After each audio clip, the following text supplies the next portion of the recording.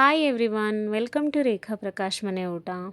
ಇವತ್ತಿನ ಈ ವಿಡಿಯೋದಲ್ಲಿ ನಾನು ಪರ್ಫೆಕ್ಟಾಗಿ ಇಡ್ಲಿ ಮಾಡೋದು ಹೇಗೆ ಅಂತ ತೋರಿಸ್ಕೊಡ್ತೀನಿ. ಅದನ್ನು ಯಾವುದೇ ಸೋಡಾ ಅಥವಾ ಅನ್ನ ಹಾಕದೇ, ಅನ್ನ ಮತ್ತು ಸೋಡಾ ಹಾಕದೇನೂ ನಾವು ತುಂಬ ಚೆನ್ನಾಗಿ ಇಡ್ಲಿನ ಮಾಡ್ಬೋದು. ಬಟ್ ಅದಕ್ಕೆ ಪರ್ಫೆಕ್ಟ್ ರೇಷಿಯೋ ಗೊತ್ತಿರಬೇಕು ಅಷ್ಟೇ. And please ignore my voice. ನನ್ನ ವಾಯ್ಸ್ ಇವತ್ತಷ್ಟು ಚೆನ್ನಾಗಿಲ್ಲ ಬಿಕಾಸ್ ನಂಗೆ ಸ್ವಲ್ಪ ಹೆಲ್ತ್ ಅಪ್ಸೆಟ್ ಆಗಿತ್ತು. ಅದಕ್ಕೆ ನನ್ನ ವಾಯ್ಸ್ ಈ ಥರ ಬರ್ತದೆ. ಪ್ಲೀಸ್ ಇಗ್ನೋರ್ ಮಾಡಿ. ಬನ್ನಿ ಹಾಗಿದ್ರೆ ಪರ್ಫೆಕ್ಟಾಗಿ ಇಡ್ಲಿ ಮಾಡೋದು ಹೇಗೆ ಅಂತ ತೋರಿಸ್ಕೊಡ್ತೀನಿ. ಮೊದಲಿಗೆ ನಾನಿಲ್ಲಿ ಮೀಡಿಯಮ್ ಸೈಜ್ ಕಪ್ಗಳನ್ನ ತೊಗೊಂಡಿದ್ದೀನಿ, ಲೋಟಗಳು. ಸೊ ಲೋಟದಲ್ಲಿ ತೋರಿಸಿದ್ರೆ ಈಸಿ ಆಗುತ್ತೆ ಅಂತ ನೋಡಿ ನಾನು ಅದ್ರ ಪ್ರಕಾರನೇ ಜೋಡಿಸಿದ್ದೀನಿ ಸಹ. ಇಲ್ಲಿ ನಾನು 3 ಲೋಟ ಇಡ್ಲಿ ರೈಸ್ನ ತೊಗೊಂಡಿದ್ದೀನಿ. ಅದಕ್ಕೆ 3/4 ಲೋಟ ಉದ್ದಿನಬೇಳೆ, 1/4 ಕಪ್ ಅವಲಕ್ಕಿ ಮತ್ತು ಒಂದು ಸಣ್ಣ ಲೋಟದಲ್ಲಿ, ಚಿಕ್ಕ ಲೋಟ ಟೀ ಕುಡಿತೀವಲ್ಲ ಆ ಥರ ಕಪ್ಪಲ್ಲಿ ನಾನು ಸಬ್ಬಕ್ಕಿ ತೊಗೊಂಡಿದ್ದೀನಿ. ಅದ್ರ ಜೊತೆಗೆ ಒಂದು ಅರ್ಧ ಟೇಬಲ್ ಸ್ಪೂನಷ್ಟು ಮೆಂತ್ಯ ತೊಗೊಂಡಿದ್ದೀನಿ. ನೋಡಿ ಇಷ್ಟು ಸಾಕಾಗುತ್ತೆ. ಮತ್ತು ನಾನು ಸಬ್ಬಕ್ಕಿ ತೊಗೊಂಡಿರೋ ಅಂಥ ಲೋಟ ಮಾತ್ರ ತುಂಬ ಚಿಕ್ಕದಿದೆ, ದೊಡ್ಡ ಗ್ಲಾಸ್ ಇಲ್ಲ ಅದು. ಸೊ ಅದನ್ನು ನಾವೀಗ ಸಪ್ರೇಟಾಗಿ ನೆನೆ ಹಾಕೋಬೇಕಾಗುತ್ತೆ. ಅಕ್ಕಿ ಬೇರೆ ಮತ್ತು ಉದ್ದಿನಬೇಳೆ, ಅವಲಕ್ಕಿ, ಸಬ್ಬಕ್ಕಿ ಮತ್ತು ಸ್ವಲ್ಪ ಮೆಂತ್ಯ ಬೇರೆ ಬೇರೆ ನೀಟಾಗಿ ವಾಶ್ ಮಾಡ್ಕೋಬೇಕು. 5ರಿಂದ 6 ಸಲ ನೀಟಾಗಿ ವಾಶ್ ಮಾಡ್ಕೊಳ್ಳಿ. ವಾಶ್ ಮಾಡಿಕೊಂಡು ನೋಡಿ ಸೋಕ್ ಮಾಡಬೇಕು. 8ರಿಂದ 10 ಅವರ್ ಸೋಕ್ ಮಾಡಿದ್ರೆ ತುಂಬ ಚೆನ್ನಾಗಾಗುತ್ತೆ ಇಡ್ಲಿ. ನೋಡಿ ನಾನು ಸೋಕ್ ಮಾಡಿದ್ದೆ, ಮಾರ್ನಿಂಗ್ ಮಾಡಿದ್ದೆ, ನೈಟ್ ರುಬ್ಬಬೇಕಾದ್ರೆ ತೋರಿಸ್ತಾ ಇದ್ದೀನಿ. ಈ ಥರ ಸೋಕಾಗಿರುತ್ತೆ. ಸೊ ಈಗ ಇದನ್ನು ಸಪ್ರೇಟಾಗಿ ರುಬ್ಕೋಬೇಕು. ಅಕ್ಕಿ ಸಪ್ರೇಟು ಮತ್ತು ಉದ್ದಿನಬೇಳೆ, ಅವಲಕ್ಕಿ ಅದನ್ನೆಲ್ಲ ನೆನೆಸಿರ್ತೀವಲ್ಲ ಅದು ಸಪ್ರೇಟ್ ರುಬ್ಕೋಬೇಕು, ಜೊತೆಗೆ ರುಬ್ಕೋಬಾರ್ದು.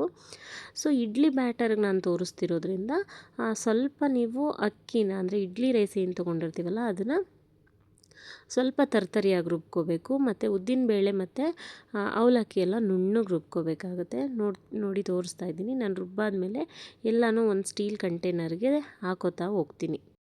ನೀವು ನೋಡ್ತಿರ್ಬೋದು ಅಲ್ಲಿ ನಾನು ಸೇರಿಸ್ಕೊಂಡಾದ್ಮೇಲೆ ಅಕ್ಕಿದು ಮತ್ತು ಉದ್ದಿನಬೇಳೆದು ಕಲರ್ ಎರಡೂ ಎಷ್ಟು ಡಿಫ್ರೆಂಟಾಗಿ ಕಾಣ್ತಿದೆ ಅಂತ. ಆ್ಯಂಡ್ ನಾನಿಲ್ಲಿ ಸ್ಪೆಸಿಫಿಕ್ಕಾಗಿ ಇಡ್ಲಿಗೆ ತೋರಿಸಿರೋದ್ರಿಂದ ನಾನು ಇಡ್ಲಿ ರೈಸ್ನ ಬಳಸಿದ್ದೀನಿ. ನೀವು ಯಾವ ರೈಸ್ ಬೇಕಾದರೂ ಖಂಡಿತ ಬಳಸ್ಬೋದು, ಬರೀ ಇಡ್ಲಿ ರೈಸೇ ಬಳಸ್ಬೇಕಂತ ಏನಿಲ್ಲ. ಸೊ ಇವಾಗ ಇದನ್ನು ಇಲ್ಲಿ ರುಬ್ಕೊಂಡಾಗಿದೆ. ಈಗ ಇದನ್ನು ನೀಟಾಗಿ ಮಿಕ್ಸ್ ಮಾಡಿಬಿಟ್ಟು ಓವರ್ ನೈಟು ಫರ್ಮೆಂಟೇಷನ್ ಆಗೋಕ್ಕೆ ಬಿಡಬೇಕಾಗುತ್ತೆ. ಸೊ ದಟ್ ಇಡ್ಲಿ ದೋಸೆ ಎಲ್ಲ ಫರ್ಮೆಂಟೇಷನ್ ಆದರೆ ತುಂಬ ಸಾಫ್ಟಾಗಿ ಬರುತ್ತೆ, ಅದೆಲ್ಲರಿಗೂ ಗೊತ್ತಿರುತ್ತೆ. ಬಟ್ ನಾನು ಮುಂಚೆನೇ ಸ್ಪೆಸಿಫೈ ಮಾಡ್ದಂಗೆ ನಾನಿಲ್ಲಿ ಯಾವುದೇ ರೀತಿ ಒಂಚೂರು ಸೋಡಾನೂ ಬಳಸಿಲ್ಲ, ಅಥವಾ ಎಲ್ಲರೂ ಲೆಫ್ಟ್ ಓವರ್ ರೈಸ್ನ ಯೂಸ್ ಮಾಡ್ತಾರೆ, ನಾನು ಅದನ್ನು ಯೂಸ್ ಮಾಡಿಲ್ಲ.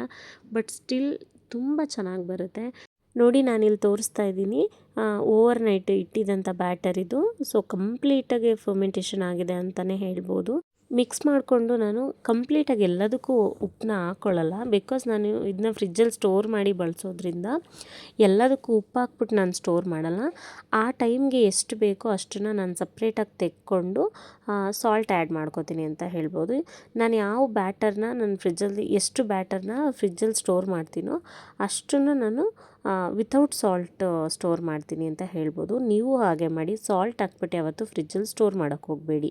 ನಾವಿಲ್ಲಿ ಉಪ್ಪು ಹಾಕಿ ತಿರುಗಿಸ್ಕೊಂಡಾದ್ಮೇಲೆ ಒಂದು 5 ನಿಮಿಷ ಹಾಗೆ ಬಿಟ್ಬಿಡಬೇಕು, ಆಮೇಲೆ ಇಡ್ಲಿ ಹಾಕ್ಕೋಬೇಕು.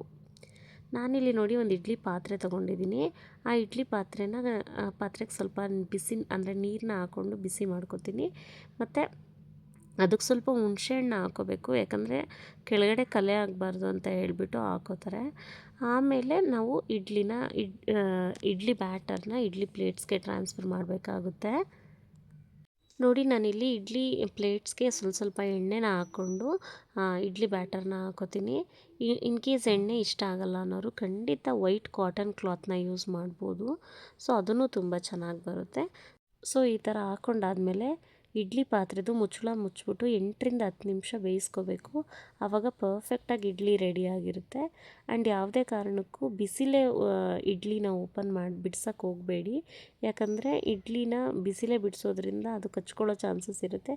ಒಂದು 5 ನಿಮಿಷ ತೆಗೆದು ಈಚೆ ಇಟ್ಬಿಟ್ಟು ತಣ್ಣಗಾದ್ಮೇಲೆ ಬಿಡಿಸೋದ್ರಿಂದ ನೋಡಿ ಈ ಥರ ತುಂಬ ಚೆನ್ನಾಗಾಗುತ್ತೆ. ಇಷ್ಟೇ ನೋಡಿ, ಯಾವುದೇ ಸೋಡಾ ಅಥವಾ ಅನ್ನ ಹಾಕ್ತೇನೆ ಪರ್ಫೆಕ್ಟಾಗಿ ಇಡ್ಲಿ ಮಾಡೋ ಅಂಥ ವಿಧಾನ. ಇದಾಗಿತ್ತು ಇವತ್ತಿನ ಸ್ಪೆಷಲ್ ರೆಸಿಪಿ. ಯಾರೆಲ್ಲ ನನ್ನ ಚಾನಲ್ನ ಇನ್ನೂ ಸಬ್ಸ್ಕ್ರೈಬ್ ಮಾಡ್ಕೊಳ್ಳೋದೆಲ್ಲ ನೋಡ್ತಾ ಇದ್ದೀರಾ, ಪ್ಲೀಸ್ ಒಂದು ಸಬ್ಸ್ಕ್ರೈಬ್ ಮಾಡ್ಕೊಂಡು ನೋಡಿ. ಹಾಗೆ ಈ ವಿಡಿಯೋ ನಿಮ್ಗೆ ಇಷ್ಟ ಆಗಿದರೆ ದಯವಿಟ್ಟು ಲೈಕ್ ಮಾಡಿ, ಶೇರ್ ಮಾಡಿ, ಹಾಗೆ ಕಾಮೆಂಟ್ ಮಾಡಿ. ರೆಸಿಪಿನ ನೀವು ಒಂದು ಸಲ ಟ್ರೈ ಮಾಡಿ, ಖಂಡಿತ ನಿಮಗೂ ಇಷ್ಟ ಆಗುತ್ತೆ. Thank you so much.